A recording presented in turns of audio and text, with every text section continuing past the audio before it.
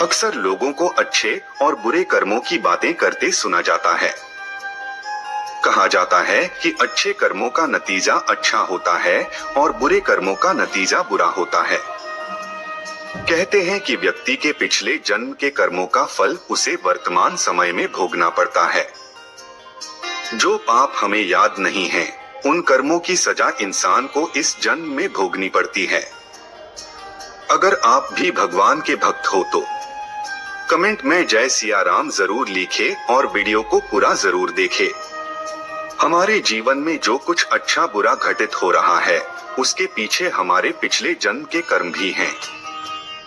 पिछले जन्म के आधार पर ही आपकी भाग्य निर्धारित होता है।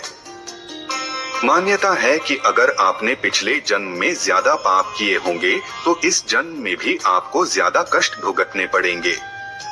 लेकिन शास्त्रों में बताया गया है कि इस जन्म में बेहतर और पुण्यदायी काम करके पिछले जन्म के पापों का अंत किया जा सकता है और आप अपने दुर्भाग्य को सौभाग्य में बदल सकते हो। आइए जानते हैं ऐसे ही कुछ कर्मों के बारे में जो पिछले जन्म के पापों को कम करने में मदद करते हैं। इन उपायों से सुधर सकते हैं पिछले जन्म के कर्म। पिछले जन्म के अनजाने पापों से मुक्ति पाने के लिए बेजुबान की सेवा करनी चाहिए।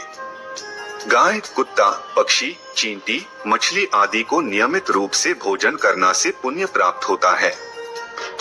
टाइम्स घर में रोजाना कपूर जलाने से पूर्व जन्म के पाप नष्ट होते हैं और पितृदोष दूर होते हैं।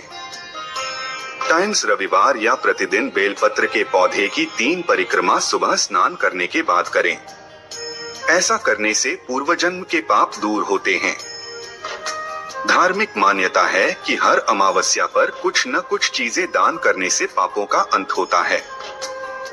मान्यता है कि अमावस्या पितरों को समर्पित तिथि है और इस दिन का दान पितरों के लिए होता है। इस दिन दान करने से पितरों का आशीर्वाद मिलता है और उनके ऋण से मुक्ति मिलती है। ज्योतिष शास्त्र अनुसार नियमित रूप से गीता, रामायण, सुंदरकांड आदि कोई भी पाठ करें। इससे मन शुद्ध होता है और पिछले जन्म के पाप कटते हैं। पीपल और बरगद के पेड़ की नियमित रूप से पूजा करें। इन्हें जल दें। संभव हो तो पीपल या बरगद का एक पौधा अवश्य लगाएं। कहते हैं कि इन पेड़ों की सेवा करने से पीढ़ियों का उद्धार होता है। लगातार 7 अमावस्या तिथि पर 9 पीपल के पेड़ खुद लगाएं या लगवाएं। इनकी खूब देखरेख करें। इससे अक्षय पुण्य की प्राप्ति होती है और भाग्य उदय होता है। इस दिन गुप्त दान भी बहुत लाभदायक माना जाता है। जानकारी अच्छी लगे तो शेयर जरूर करें।